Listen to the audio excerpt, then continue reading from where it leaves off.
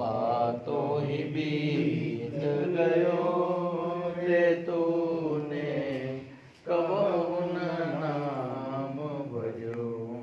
5 बरस का बोला बाला, 5 बरस का भोला बाला, अब तो 20 भयो,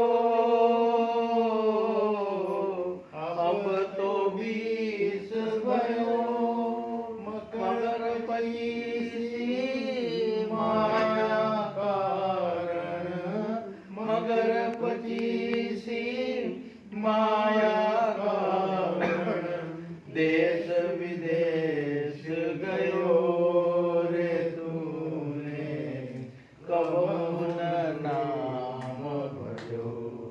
जन्म तेरो बातों ही बीत गयो रे तूने कबहु न नाम भजो। 30 बरस को अब मति उपजी, 30 बरस को अब मति उपजी। लोग बड़े नित नयो, लोग बड़े नित नयो। माया जोड़ी लाख करोड़ी, माया जोड़ी लाख करोड़ी। अजो न द्वेष भयो रे तूने कबहु न नाम भजो। जन्म तेरा बातों ही बीत गयो रे तूने कबहु न नाम भजो। वृद्ध भयो तब आलस उपज्यो, वृद्ध भयो तब आलस उपज्यो। कफनित कंठ रयो, कफनित कंठ रयो। संगति कबहु न कीनी साधु की, संगति कबहु न कीनी साधु की। विरता जन्म रयो रे तूने कबहु न नाम भजो। जन्म तेरो बातों ही बीत गयो रे तूने कबहु न नाम भजो। ये संसार मतलब का लोभी, ये संसार मतलब का लोभी। झूठा ठाठ रच्यो, झूठा ठाठ रच्यो। कहत कबीर समझ मन मूरख, कहत कबीर समझ मन मूरख। तू क्यों भूल गयो रे तूने कबहु न नाम भजो। जन्म तेरा बातों ही बीत गयो रे तूने कबहु न नाम भजो। जन्म तेरा बातों ही बीत गयो रे तूने कबहु न नाम भजो। बोलो श्री सच्चिदानंद भगवान की जय। श्री सद्गुरुदेव महाराज की जय। बोलो श्री सच्चिदानंद भगवान की जय। श्री सद्गुरुदेव महाराज की जय। गुरु मात पिता गुरु बंधु सखा, गुरु मात पिता गुरु बंधु सखा। तेरे चरणों में स्वामी मेरे कोटि प्रणाम, तेरे चरणों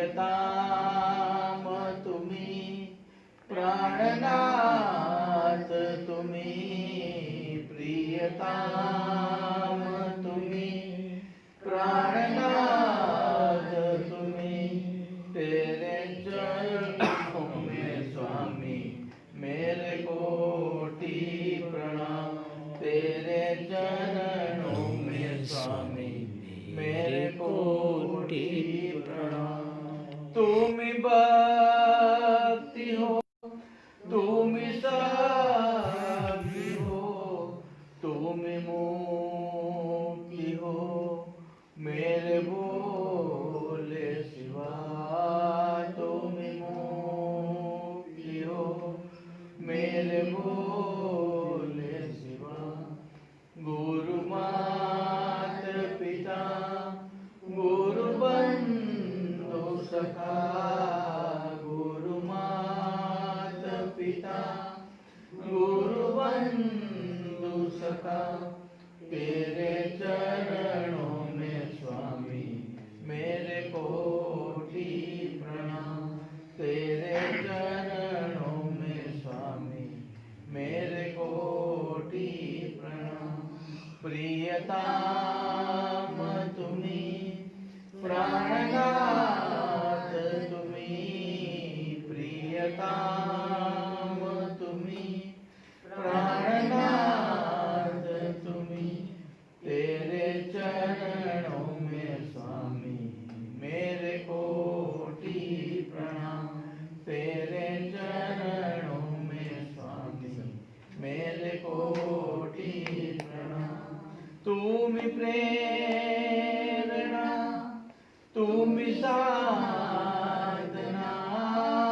तुम्ही प्रेरणा तुम्ही साधना तुम्ही आराधना मेरे बोले शिवा तुम्ही आराधना मेरे बोले शिवा गुरु मात पिता गुरु बंधु सखा गुरु मात पिता गुरु बंधु सखा तेरे चरणों में स्वामी मेरे कोटि प्रणाम तेरे चरणों में स्वामी मेरे कोटि प्रणाम तुम्ही प्रेम तुम्ही मोक्ष हो मेरे बोले शिवा गुरु मात पिता गुरु बंधु सखा गुरु मात पिता गुरु बंधु सखा तेरे चरणों में स्वामी मेरे कोटि प्रणाम तेरे चरणों में स्वामी मेरे कोटि प्रणाम बोलो श्री सच्चिदानंद भगवान की जय। श्री सद्गुरुदेव महाराज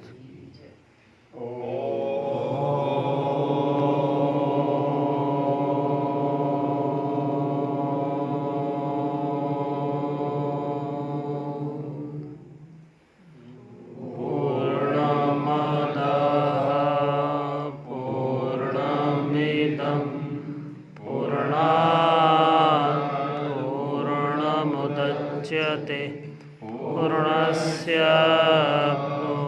पूर्णमादाय पूर्णमेवावशिष्यते। ओम शांति शांति। सच्चिदानंद भगवान सद्गुरुदेव महाराज की। गुरुर्ब्रह्मा गुरुर्देवो महेश्वरा गुरुर्साक्षात् परब्रह्मा तस्मै श्री गुरवे नमः। वेद वेदान्तसन्निष्ठं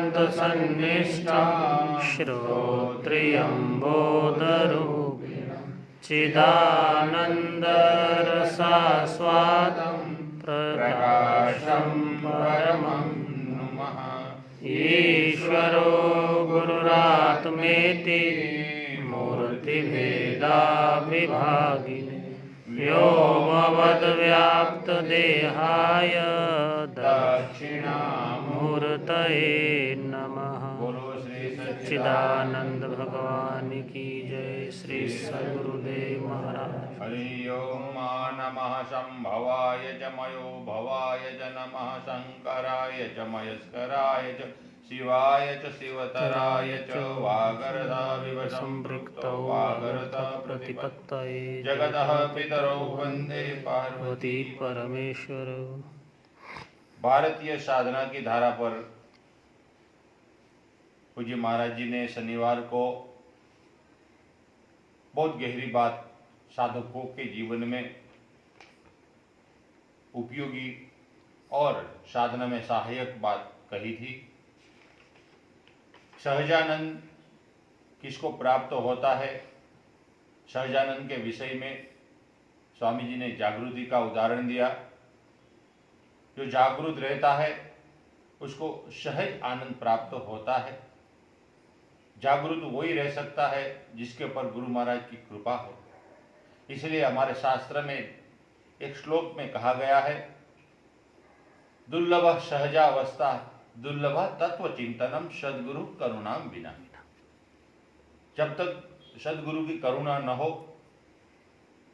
कृपा न हो, अनुराग न हो, दृष्टि न हो, शक्तिपात न हो, तब तक वो साधक न तत्व का चिंतन कर सकता है, न सहज अवस्था को प्राप्त कर सकता है।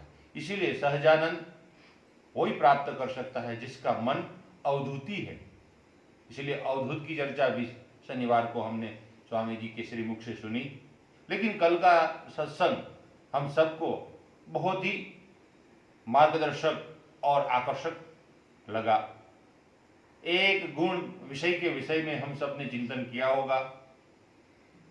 वो कौन सा एक गुण है? वो एक ही गुण ही मेरा अस्तित्व है, आपका अस्तित्व है, जगत का अस्तित्व है। कई रूप से, कई रंग से वो सबके अंदर वो तत्व विराजमान है। उसका चिंतन, उसकी प्राप्ति तो है, लेकिन हम भूल गए हैं। हमारे सबसे नजदीक है वो। आंख नहीं है सब कुछ देख सकता है, कान नहीं सब कुछ सुन सकता है, पैर नहीं सबके पास जा सकता है। ऐसा वो तत्व हमारा सबका लक्ष्य है। उसके विषय में स्वामी जी ने बहुत कुछ प्राप्त करने की अलग अलग पद्धतियों के बारे में चर्चा करी। इष्ट सिद्धि और अनिष्ट सिद्धि क्या है, इसके विषय में भी स्वामी जी ने चर्चा करी। हम जो पैराग्राफ हमारा चल रहा है सहज ज्ञान और सिद्ध मार्ग, उसके पर हम थोड़ी चर्चा करेंगे। हम मन को जागृत रखकर सत्संग सुने और हमारे जीवन में जो लक्ष्य है हमारा, उसको प्राप्त करने का प्रयास करें। चलिए हमारी यात्रा शुरू करें।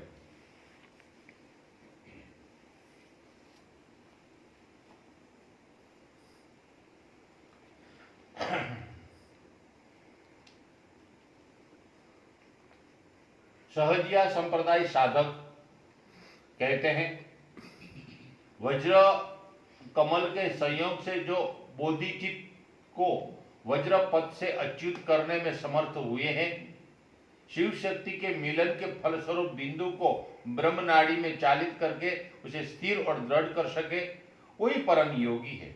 वही धर्म के यथार्थ स्वरूप को जान सकता है। इसीलिए इंद्रिय सुख में, अपने मन के सुख में, अपनी इच्छाओं के दास बनकर जो व्यक्ति जीवन व्यतीत करता है, उसके लिए ये सब कल्पना का विषय है। इंद्रिय सुख में डूबे हुए व्यक्ति के लिए धर्म तत्व का ज्ञान दुर्लभ और दुस्साहस जैसा है। नान्यो इंद्रिय घर्षण लक्षण सुखा अभिष्टा। बोधिचित्त या बिंदु ही सारी सिद्धि का मूल है। वह पतित हो तो स्कंद विज्ञान मूर्छित होता है, सिद्धि नहीं प्राप्त होती। जीव देह का कंगाल दंड ही मेरुगिरी है। उनके बीच ही शून्य नाड़ी और गिरी गह्वर है। इस गह्वर में अनेक धातु विद्यमान है। आकाश इसी का नामांतर है। इस गह्वर में अनेक धातुओं का एकाधिपत्य है। आकाश गमन करने वाले साधक यहां तक पहुंच सकते हैं। वर गिरी कंदर गुहिर जगू तही असल चित्त थई। प्राण और अपान की समतावश उस समय अपान निरुद्ध और प्राण भी निरुद्ध हो जाता है। अपान के निरुद्ध के कारण बोधिचित्त ही अधोगति नहीं होती। प्राण के निरोधवश ऊर्ध्वगति भी नहीं होती, प्रवाह नहीं रहता। इसीलिए ज्ञान स्थिर होकर अव्यक्त भाव धारण करता है। अह न गम ही ऊण न आई, रेती रेती यह निर्लज्ज पाई। बोधिचित्त चंद्र यह सोम है। चंद्र यह सोम है। जब वह विमल और स्थिर रहता है तो पूर्णिमा अवस्था का ज्ञापक होता है।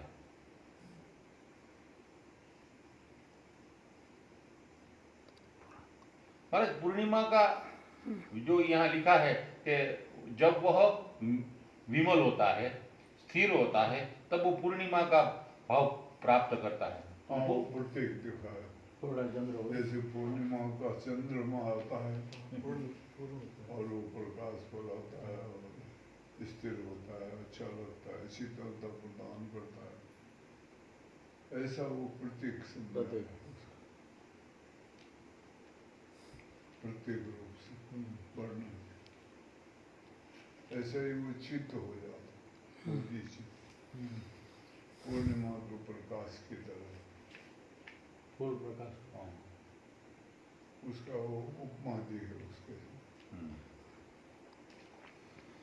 शुक्ल पक्ष और कृष्ण पक्ष मास चक्र ही काल चक्र का स्वरूप है। पूर्णिमा के बाद चंद्र कला क्रमशः क्षीण होती रहती है।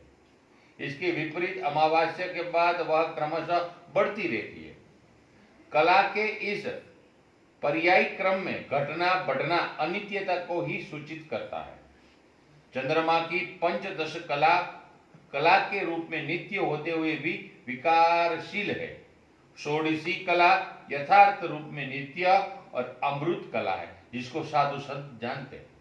इस षोडशी कला का आपूरण या संक्षय कुछ भी नहीं होता। क्षरण होने के कारण इस षोडशी कला को ही अक्षर कहते हैं। इसे काल चक्र का निरंतर आवर्तन छू नहीं सकता। बिंदु जब इस षोडशी कला में आकर स्थिर हो जाता है, तब वह पूर्ण चंद्र के रूप में निश्चल और अच्युत अवस्था प्राप्त करता है। इस अवस्था में महाराग सुख का अनुभव होता है, परंतु यह नहीं आ पाने से बिंदु क्षरण अवश्यम भावी है, क्योंकि अक्षर के सिवा सब कुछ क्षर है। चंद्र बिंदु कला रूप में काल चक्र में गिरता है। कालाग्नि बिंदु का शोधन करती रहती है। पूर्णिमा के बाद ही कृष्ण प्रतिपद के पद से कला का क्षय आरंभ होता है। इसलिए सहजिया संप्रदाय साधक इस बिंदुपात को बिंदु का कृष्ण प्रतिपद में प्रवेश काल कहते हैं। जैसे शास्त्र में कहा गया है, कालाग्ने अच्युत अवस्था कृष्ण प्रतिपद प्रवेश काल। अतएव वज्रयान साम्य मार्ग के अलावा अद्वैत शून्यावस्था यही पथ एकमात्र ब्रह्म ज्ञान का पथ, यही सहज पथ है। दूसरे सब केवल विकल्प जाल है। कल्पना का विलास जिस पथ से समुचित होता है वह मिथ्या है। हठयोग की साधन पद्धति को सिद्ध पथ कहते हैं। हठयोग का जो परिचय हम पहले दे चुके हैं, उससे यह समझ में आएगा कि सिद्ध मार्ग या हठ मार्ग में और वज्र और सहज मार्ग में वस्तुतः बहुत अंशों में समानता है। हठयोग और सहज संप्रदाय वो स्वरूप में हट योग देखते हैं। परंतु इस संबंध में और भी विशद आलोचना की आवश्यकता है।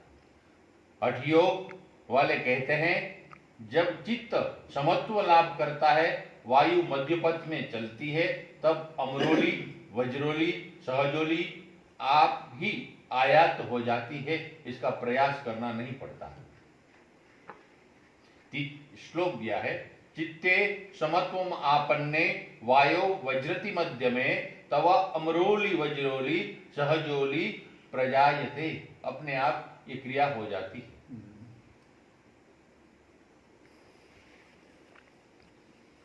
वज्रोली और सहजोली सुनकर मन में वज्रयान और सहजयान की स्मृति जग आती है। वायु के मध्य पथ में गमन करने से चित्त वृत्तिहीन होकर शून्य आकार धारण करता है। मन और प्राण दोनों ही जब सुषुम्ना के आश्रय करके ब्रह्मरंध्र में अवकाश में निरुद्ध होता है, तब ज्ञान का उदय होता है। मध्य पद के खुल जाने से फिर काल का विक्रम नहीं रह जाता, क्योंकि ईड़ा और पिंगलामय काल संचार का रास्ता तब बंद हो जाता है। इसीलिए हठ योग वाले कहते हैं सुषुम्ना काल ही भोक्त्री है। मन और प्राण के स्थिर होने से बिंदु स्थिर हो जाएगा। इसका नाम बिंदु सिद्धि है।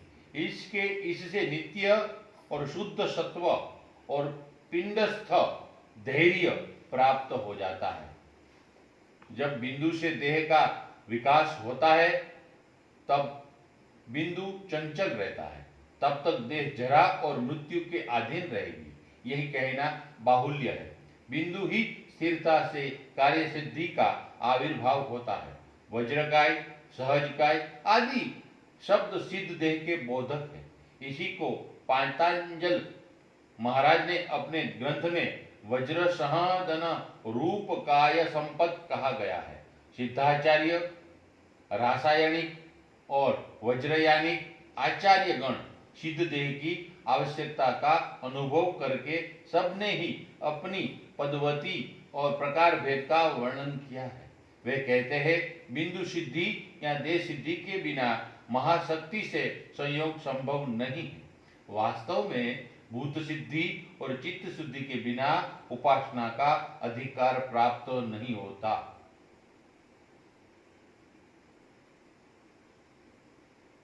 महाराज, चित्त शुद्धि हो जाएगा तो भूत शुद्धि अपने आप नहीं हो जाएगी? अलग से करने की जरूरत नहीं है। अलग से करने की जरूरत। चित्त शुद्ध होने के साथ ही भूत शुद्धि हो जाएगी। विचार विवेक जग जाएगा।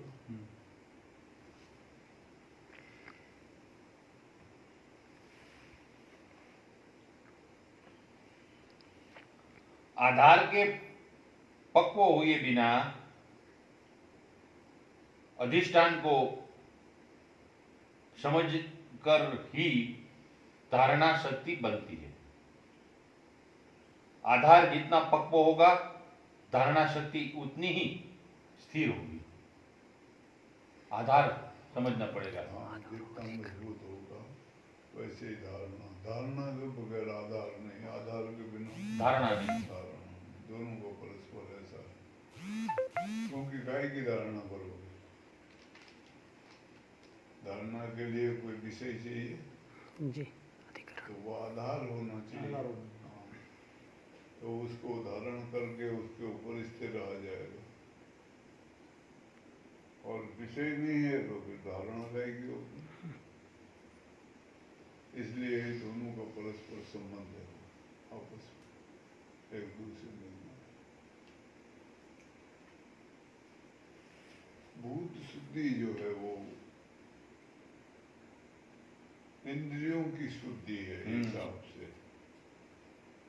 उसका जो दृष्टि है वो शुद्ध होगी, कल्पना नहीं आएगी किसी को देखने में। उसका जो शब्द है वो शुद्ध होगा, उसमें हलचल नहीं बचेगी। उसके साथ चित्त से संबंध है। अच्छा, रूप, रस, शब्द, स्पर्श, गंध, ये सब के ऊपर उसका अपना आधिपत्य हो। तो इसलिए वो उसके साथ संबंध है। वो साथ में शब्द जोड़ दिया उन्होंने, लेकिन वो उसके साथ ही है। वो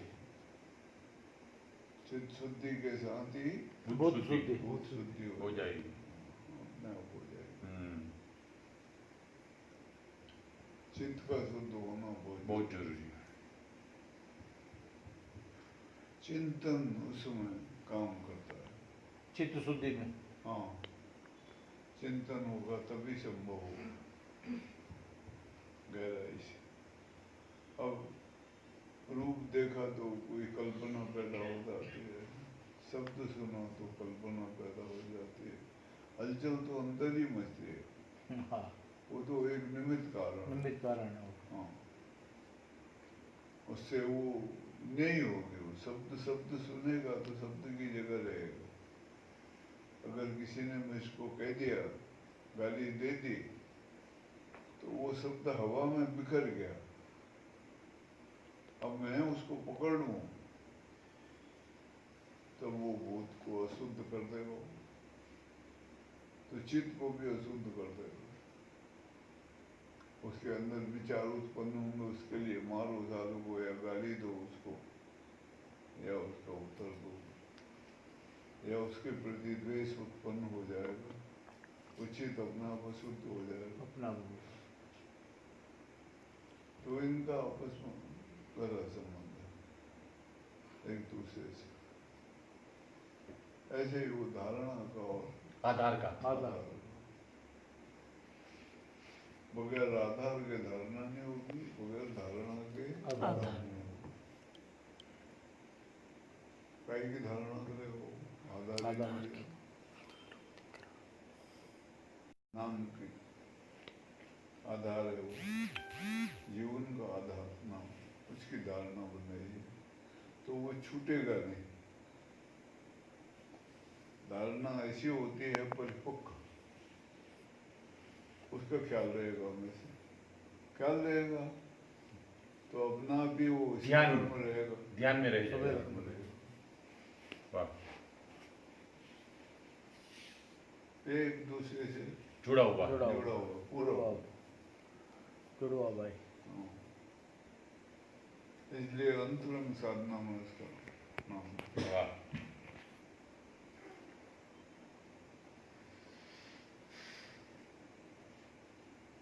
और वो धारणा ही सब कुछ जीवन में देती है, प्राप्त कराती है। धारणा नहीं है तो कुछ भी नहीं,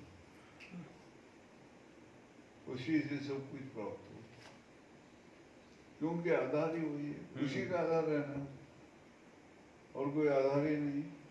अब संसार के लोगों का कई आधार है, धन दौलत आधार है, पैसा बैंक बैलेंस, जमीन जायदाद आधार है। अब बहुत से लोग होते हैं, बेटा होना चाहिए, वो आधार होता है। आखिरी समय में वो कोई हेल्प करेगा, वो करे नहीं करे वो आधार है, लेकिन वो आधार बनाते हैं उसको। ऐसे कई चीज आधार होती हैं संसार की। वो माया का आधार है, वो जल्दी नाश होती है, तो इसलिए आधार खत्म हो जाता है। और उसी का चिंतन होता है, उसी का ख्याल होता है, उसी का ध्यान होता है।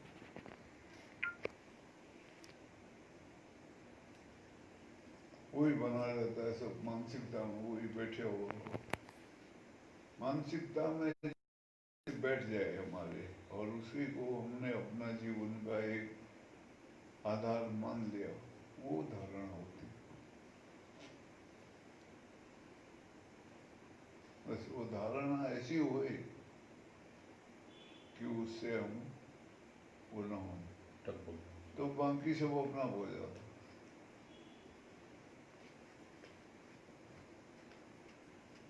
धारणा परिपक्व हुई, ध्यान में तो ध्यान हो गया, क्योंकि वही ख्याल में रहेगा, ख्याल में रहेगा, तो ध्यान हो गया अपना। इसलिए धारणा का महत्व है। अब वो ख्याल करना है, सुबह क्यों उठना है, भजन करने की। हाँ, अब वो एक बन जाए धारणा तो वो उठा देगी तुमको सुबह, क्योंकि आधार है वो। उठो भाई भजन करो। अब कोई है कुछ नहीं करना है तो पड़े रहो, फिर करवट बदलते रहो, फिर 9 बजे उठो, सूर्यवंशी कह रहा हूँ।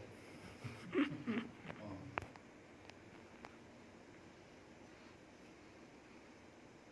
तो ऐसा है आधार। आधार का बहुत महत्व।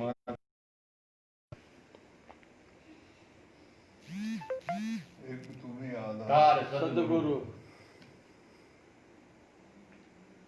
एक तुम्ही आधार सद्गुरु, एक तुम्ही आधार। जब तक मिलो न तुम जीवन में शांति कहाँ मिल सकती है मन में। हो जबीरा संसार सद्गुरु एक तुम्ही आधार। वही आधार।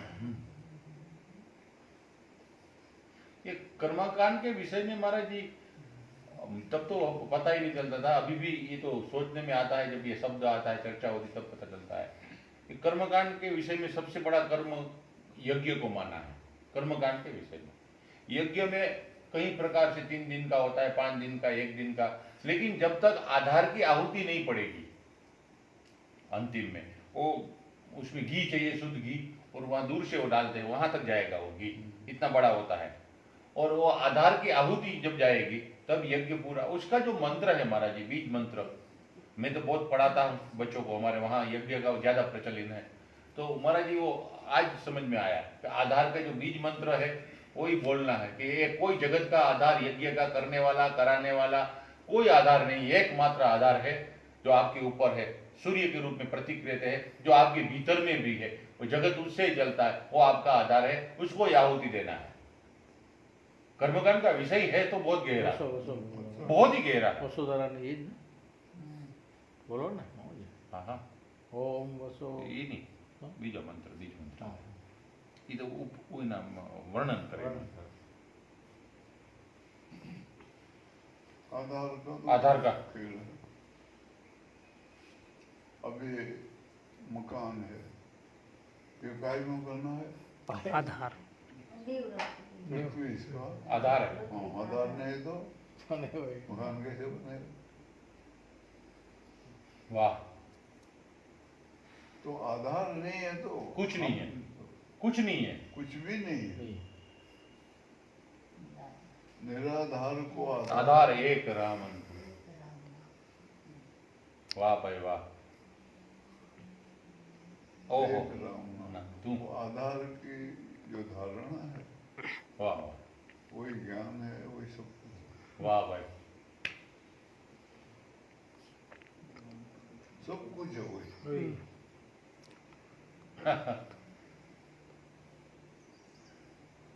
इसलिए अक्षर बहुत जोर देता हूँ धारणा। वाह, धारणा बनाओ पूरे को। धारणा बन जाए तो सब अपना हो जाए।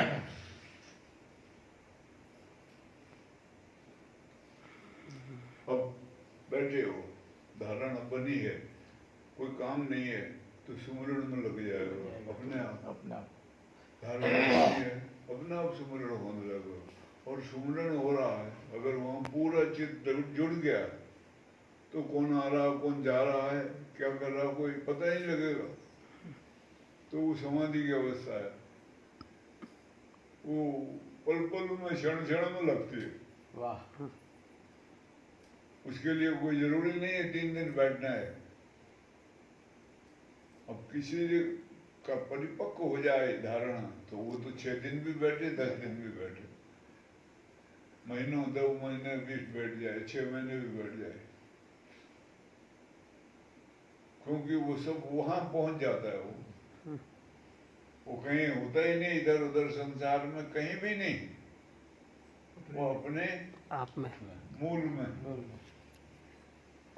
जो उसका आदि मूल है, अस्तित्व है जो, वहां पहुंचा होता आधार के साथ और वहीं ठहरा रहता, तो वो 6 महीने भी बैठ सकता है।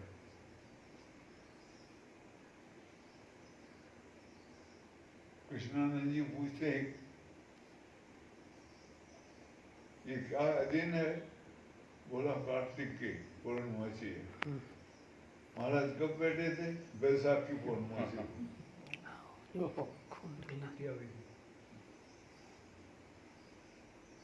वाह भाई वाह, क्या बोले थे? कृष्णानंद। तो ऐसे महापुरुष को काल क्या करेगा बताओ? चला जाएगा। ठसोठस। हाँ, वही है वो, वही है वो। जहाँ से काल पैदा होता है। हाँ, वाह भाई, काल कहीं बाहर से तो आता नहीं, हमारे अंदर से पैदा होता है और प्राणों को ले जाता लेके है जाता है, पकड़ चलो के। भाई। और वहां वो पहले में बैठ के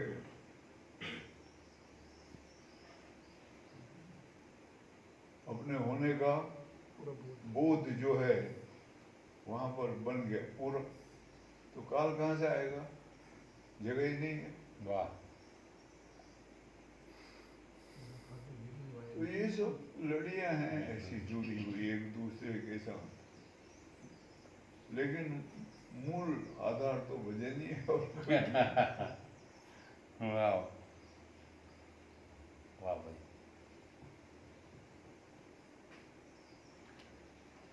एक महाराज जी ने बहुत इशारे से एक बात कही थी, अभी उसके साथ लिंक जुड़ी हुई है। हमारे ऊपर यहाँ सुबह चर्चा होती है, सत्संग होता है सुबह का, उसमें स्वामी जी ने भगवान का रूप देकर सत्संग में भी थोड़ा जिक्र किया था। ये आधार की महिमा कितनी है।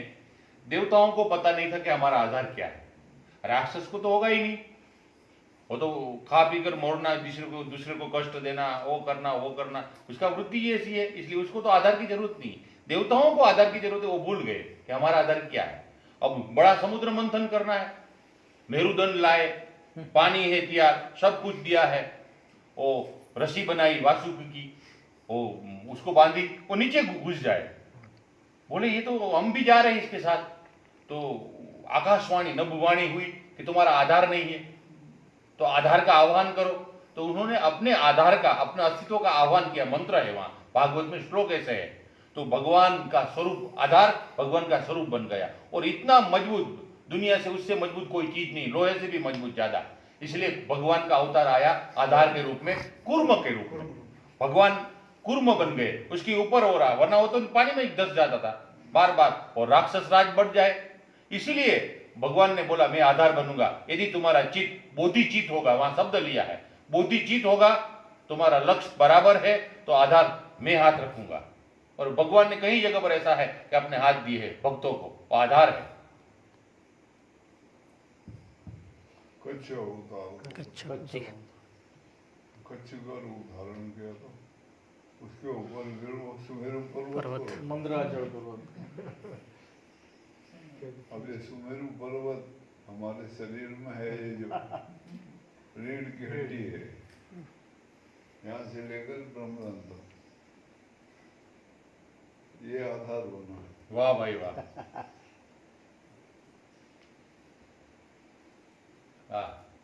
ये ऐसी सब कहानियां हैं, ये पौराणिक सब समझाने के लिए अध्यात्म का ये मूल रूप, उसी का विस्तार देकर समझाया है।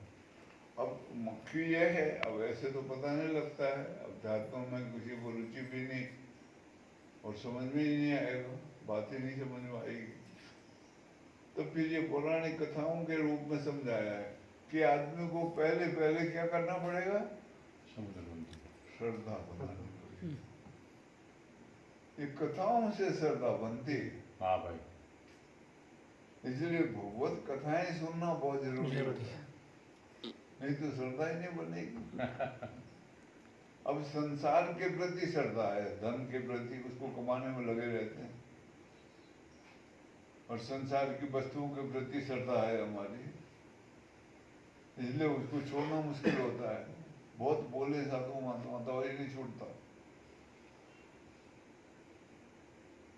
तो ऐसा है, अब कोई साधु संत महात्मा शरीर धारण करता है और संन्यास लेता है और वो प्रचार करता है, नाम का प्रचार करेगा तो अपनी धारणा को मजबूत करता है, वो परिपक्व करता है। वाह भाई वाह, उससे किसी का कल्याण हो या ना हो, अपना होगा। अपना तो होएगा ही। हाँ उसका होगा, उसकी धारणा मजबूत होते जाएगी। और अगर दूसरा कोई उसके संपर्क में आया तो उसका भी कल्याण होगा। इसलिए क्या है, आप जपे औरों को और जपावे, जपवावे, नानक नानक पावे।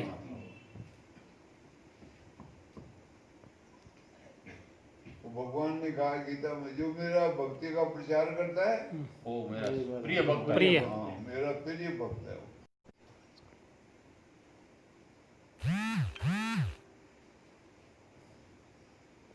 तो इसलिए पूजनीय है वो, दक्षिण मूर्ति है वो सारा, बड़ी महिमा है उनकी। उसके संपर्क में जो भी आएगा, एक विशेषता है साधु की, साधु खुद नरक में जा रहा होगा लेकिन उसके संपर्क में जो भी आएगा उसको बोलेगा नहीं वो रास्ता स्वर्ग है, उस रास्ते पे जा। जैन मत में तो वो बहुत उसका महत्व, ओम नमो लोहे सर्व साधु नाम का लोग में कहा है, वो करते नहीं है लेकिन लोहे सर्व साधु नाम,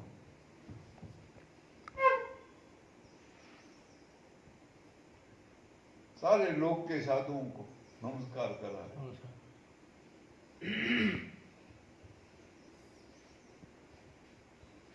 करते नहीं है वो, उनको रोटी भी खिला के राजी नहीं, अपने ही साधुओं को मानते हैं। लेकिन ये जो हमारी पद्धति है इसमें माना जाता है, इससे श्रेष्ठ पद्धति नहीं है कोई। हमारे यहाँ कितने आश्रम हैं, हरिद्वार में, ऋषिकेश में, काशी में, वहाँ घंटी बजती है, बैठते हैं पंगत में, कोई बैठ जाए भोजन मिलेगा उसको।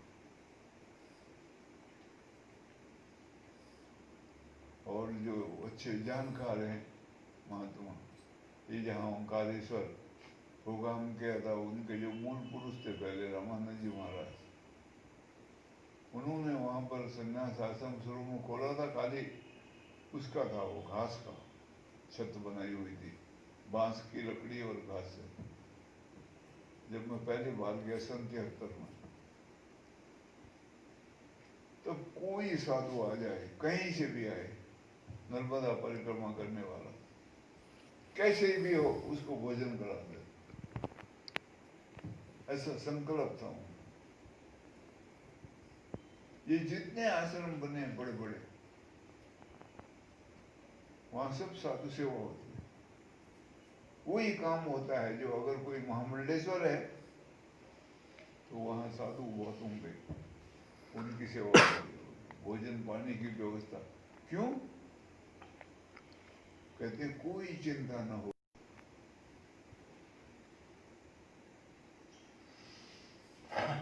अब वो करता है या नहीं करता है। अब माना तो ऐसा जाता है, संन्यास लिया है तो इसको ज्ञान होगा, ये भजन करता होगा। अब वो नहीं देखना है उन्होंने, वो उसका काम आएगा। नहीं तो वो अगर मुफ्त में खा रहा है वहां,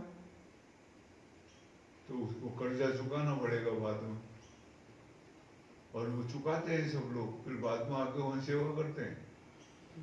वो सब कर्जदार होते हैं, वो जो सेवा करते हैं।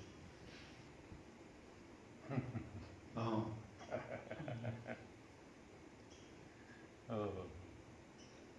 इसलिए वो चुकाना जरूरी है। ये अपना वो था, परमानंद में ठहरा हुआ, चतुर्मास बताया था इसमें। तो मैं गया था उस बीच में, तो मैंने कहा रे, यहाँ उन्होंने मेरे को कहा कहा विश्वात्मानंद ने, आपका शिष्य है वो एक, बुलाया तो आया। मैंने कहा यहाँ सेवा करनी चाहिए तुम। उन्होंने कहा यहाँ सेवा की जरूरत नहीं होती है, यहाँ भजन करने की जरूरत होती है, सेवा तो आश्रम की तरफ से होती है। मैंने कहा पर ये अपना गुरु स्थान जैसा है। मैंने कहा पूजने ही दे वो गणेशानंद जी महाराज, और मैंने उनसे कुछ सीख ली थी। सहज अवस्था क्या होती है समझ में आया था मेरे, सरलता क्या होती है। तो मैंने कहा तुमको यहाँ ये गुरुस्थान जैसा है अपना, सेवा करना, नहीं तो मैंने कहा कर्जा चुकाना पड़ेगा। अब वहाँ भंडारे होते रहते हैं, दक्षिणाएं मिलती हैं, मजे होते हैं सबके। ये संन्यास आश्रम बने होते हैं इसीलिए। संन्यास ले, बस फिक्र करने की जरूरत नहीं होती है। समझदारी हो, गुरु का बल हस्त हो सिर पर, वो बताएंगे जाना वहाँ, और वो जो कोड वर्ड है वो समझा देते हैं सब। वो जाके निर्द्वंद भाव से घूमता रहता है।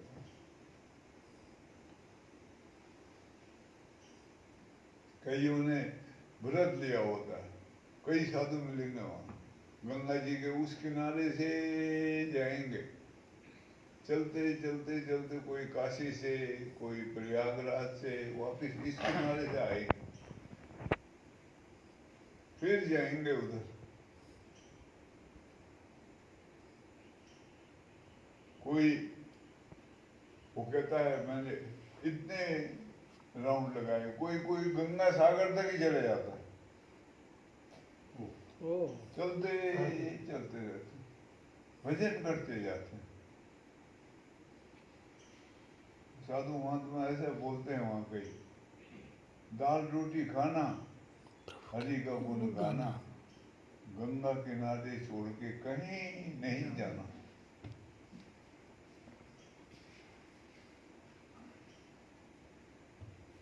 ऐसे अपना जीवन को एक बनाते हैं, मन इधर उधर न भटके, बस उसी में लगे। क्या है यहाँ संसार में, हम सोचते हैं हम बड़ा काम करेंगे, क्या आता है उसका परिणाम?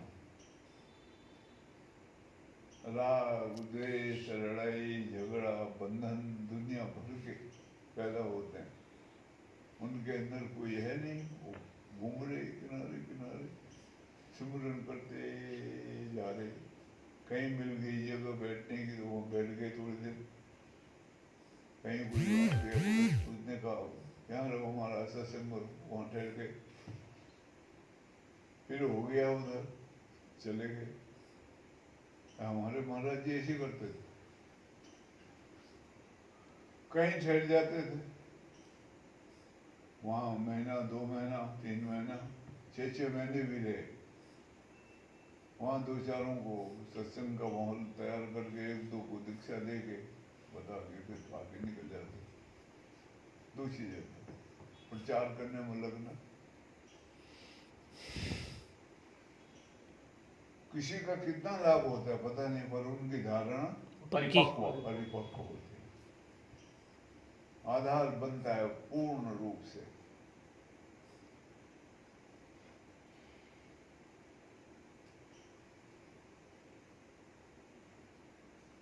वो बिठा लेना मानसिक रूप में बड़ा,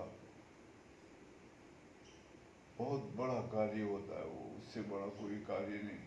इसलिए वो ज्ञानेश्वर महाराज की वाणी बार बार याद, देवाची द्वारे उभा क्षणी भरी, तामे चारों मुक्ति साधेला, हरिमुख माणा पुण्यची गणना कौन करे।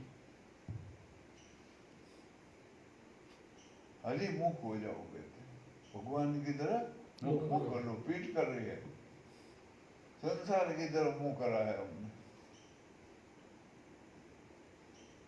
कहते हैं पुण्य कौन गिनेगा, कितने पुण्य होते हैं, फिर तो पुण्य ही होंगे, पाप का तो मतलब ही नहीं। जो भी काम करेगा पुण्य।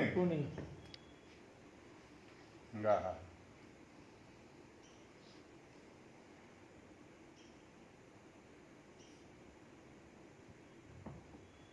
वो कहते हैं एक क्षण के लिए खड़े हो जाओ भगवान के दरवाजे पर, ईश्वर के दरवाजे पर, देवाची द्वारे उभा क्षणी पर, चारों मुक्तियां प्राप्त होंगी कहते, हरिमुख हो जाओ और भगवान का नाम। जप तप साधन कछु नहीं लागत, नहीं खर्चत गठरी, भजोरे भैया राम श्री कृष्ण हरि। वाह, बजोरे भैया राम कृष्ण हरि। कोई पैसा नहीं खर्च होता, न कुछ मेहनत लगती है, कुछ नहीं, खाली जपना है उसको।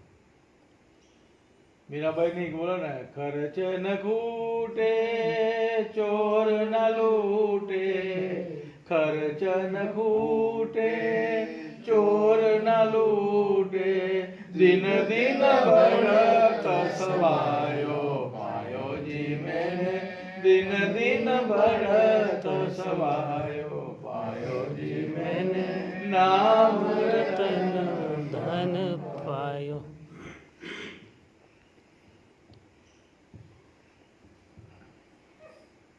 ऐसा है।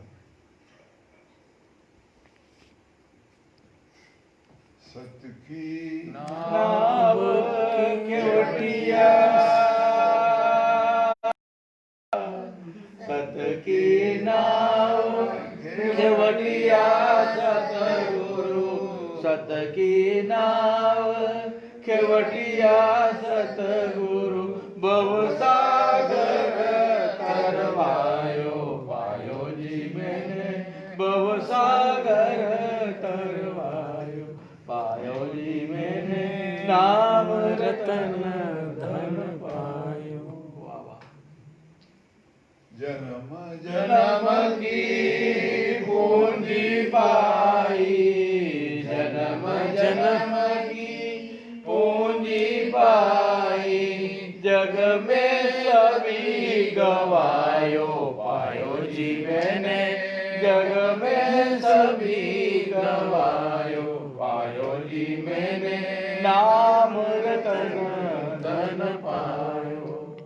मीरा के प्रभु गिरधर नागर, मीरा के प्रभु गिरधर नागर, हरख हरख जस गायो पायो जी मैंने, हरख हरख जस गायो पायो जी मैंने, नाम रतन धन पायो। न चोरहार्यम नरातृभाज्यं नरकृते वर्धत एव नित्यम। भाई कभी हिस्सा नहीं मांग सकता, राजा लोग इस पर टैक्स नहीं लगा सकता, और इसका सबका वजन होता है, उपाधि ले रहे, इसका उपाधि से मुक्त होता है, कोई बाहर नहीं लगता है, और जितना खर्चा करो इतनी इतनी बढ़ती जाती है। ऐसा सबका आधार है, उसका भजन करो, ऐसा भर्तृहरि महाराज अपने श्लोकों में कहते हैं।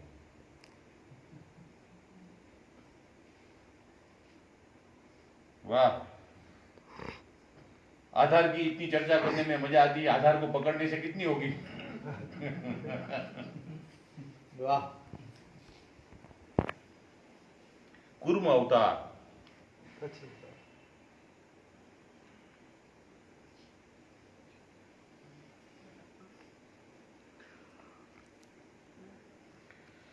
एक पंडित जी के, गोपीनाथ जी के जीवन में सत्य कहानी, लोगों ने कहा ऐसा कि आप अपने गुरु महाराज को छोड़कर माँ के शरण में आ गए और आपने गुरु घर बदला, आपने ये कर दिया। ये तो हमेशा दक्षिणामूर्ति थी, कोई बात का अर्थ सीधा ही लेते थे, कभी उल्टा सुल्टा बोलना किसी के बारे में बोलना इसकी प्रकृति नहीं थी, इसलिए आज लोग इनको प्रणाम करते हैं। लेकिन इन्होंने जो बात कही कि मेरा आधार स्तंभ, मेरा स्तंभ शब्द का प्रयोग किया, मेरा आधार स्तंभ विशुद्ध आनंद है। अब उसमें बहुत सांकेतिक भाषा है, मां भी आ गई, अपने गुरु भी आ गए। मेरा आधार स्तंभ विशुद्ध आनंद है। कितना अच्छा जवाब दिया है। वल्लभाचार्य महाराज के शिष्य सूरदास महाराज पर अनेक लांछन लगा, अनेक, कि आपने गुरु को भजन ही नहीं किया, गुरु को याद ही नहीं किया, गुरु से दीक्षा ले ली और आपने कृष्ण के बारे में, उसके बारे में, कृष्ण के चरित्र में गुरु को भूल गए आप। तब उन्होंने कहा 1,24,999 भजन के बाद एक ही भजन गाया आधार का, और कोई आधार नहीं है। महाराज जी कहते हैं पहला जो हमारा है श्रद्धा, और श्रद्धा और आधार का समन्वय रूप वो भजन में गाया उन्होंने, दृढ़ न चरण न भरोसा।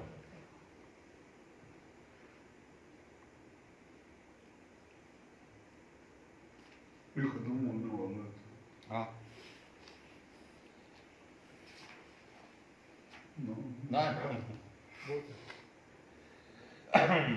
आधार से धारणा शक्ति परिपक्व हो सकती है। इससे विराट चैतन्य का अनुभव भी हो सकता है। आत्म के दर्शन संभव हो सकता है। सिद्ध देह योगी जरा और मृत्यु के अतीत भी हो सकते हैं। नहीं हो सकता पूरा। यहां एक बात की चर्चा आवश्यक है। जीव देह में जो भाव विकार होता है उसका कारण क्या है? जरा और मृत्यु इस विराट खटक के अंतर्गत है, विकार खटक के अंतर्गत है। वाक्य पदीय आपका आया हो, वाक्य पदीय ग्रंथ में महाराज भर्तृहरि कहते हैं, शब्द ब्रह्म की अव्याहृत नित्य कला काल शक्ति के आश्रय में भाव विकार का जन्म देती है। फिर से समझ में नहीं आया इतना।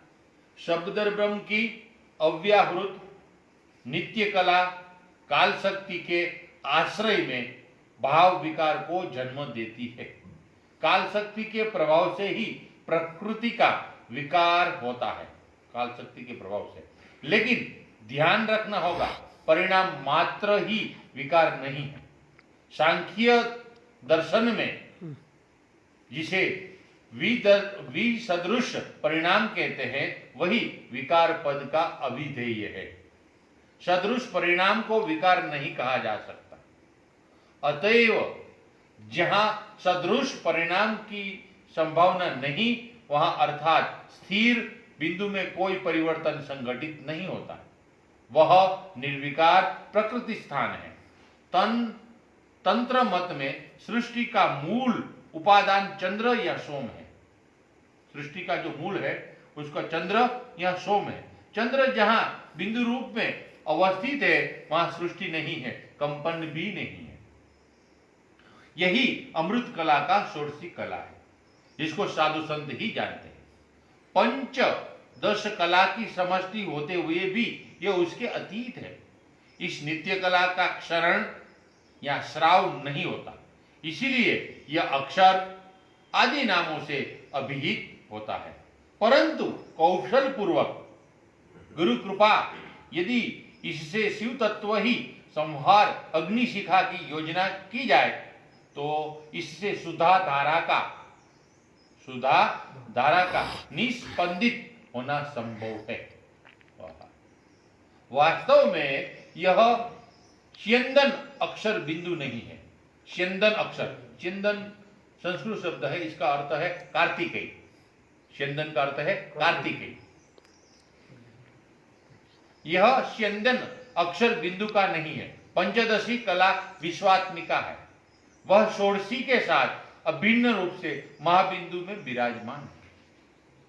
किंतु चूंकि यह षोडशी से अभेद रूपा है, इसलिए कभी कभी षोडशी के श्राव की बात सुनी जाती है। वास्तव में दोनों बिंदु की अद्वयावस्था ही षोडशी है। वास्तव में दोनों बिंदु की अद्वय अवस्था ही षोडशी है। प्रकारांतर से कहा जा सकता है क्षरण होने से भी इसका अक्षरत्व व्यावृत नहीं होता। इस बिंदु क्षरण से ही नाद का आविर्भाव होता है। सृष्टि नाद रूप और नाद मूलक है। सृष्टि नाद मूल और नाद रूप है।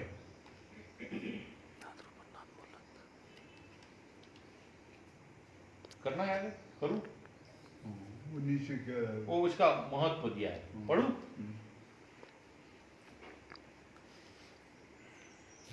कहना बाहुल्य है।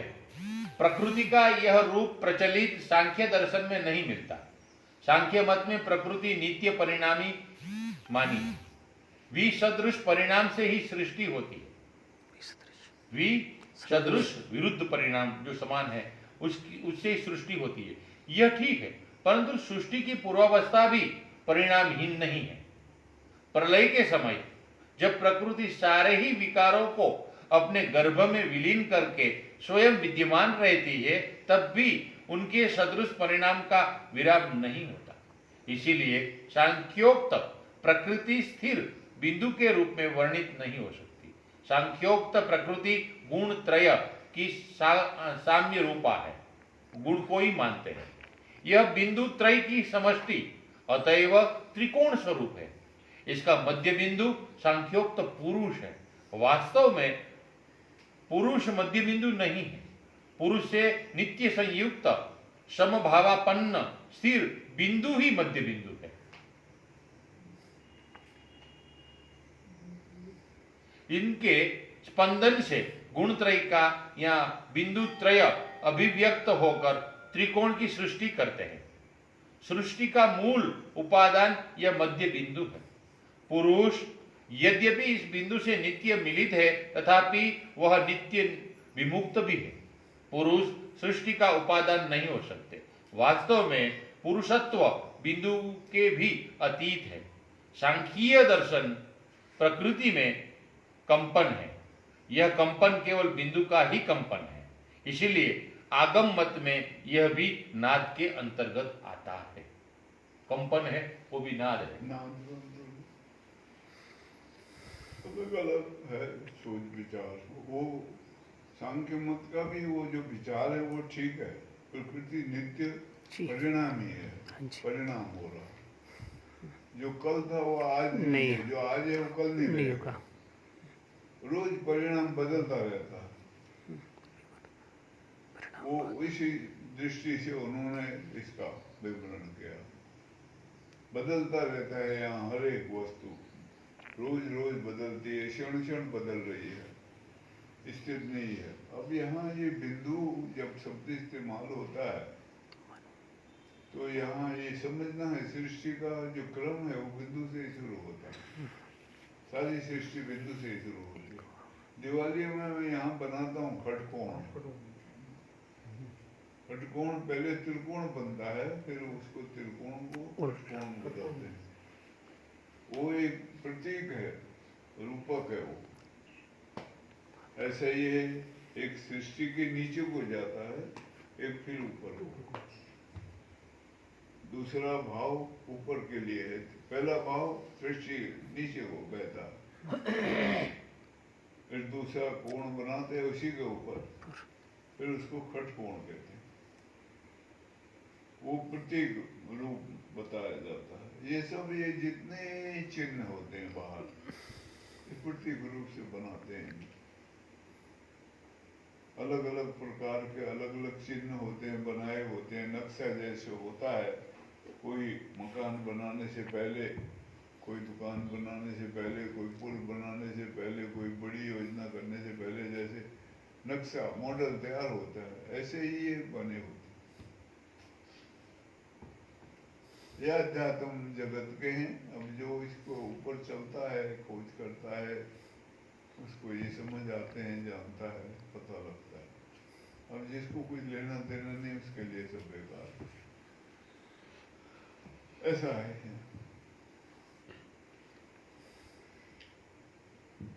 वहाँ उसके बीच में दिया जलाते हैं, तो वहाँ बिंदु बनाते हैं। प्रकाश उसको दिया लगाते हैं उसको। वाह भाई वाह। वो ज्ञान का प्रतीक होता है। महाबिंदु का मतलब वहाँ ज्ञान आधार है सबका। आधार है।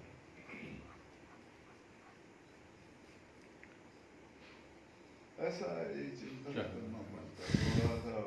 अगर हमारे अंदर में सुरता जग जाए, स्मृति जाग जाए, सबसे बड़ी बात है। तब चिंतन तो होता है, तो पकड़ में आती है बात। स्मृति नहीं जगती है तो नहीं होता। अब ये सत्संग वगैरह ध्यान से सुना जाए, विचार करा जाए, तो स्मृति जग सकती है। तब ये बातें सब पकड़ में आती है। नहीं तो स्मृति भागी रहती है इधर उधर। स्मृति को घर लाना बहुत जरूरी है। अर्जुन की भी स्मृति घर भाग गई थी, हो गया था वो। फिर जब भगवान ने समझाया उसको बहुत, तब आखिर में कहता है नष्ट मोहो नष्टो लब्ध्वा अब प्राप्त हो गई कहता। स्मृति का जगना बहुत जरूरी है।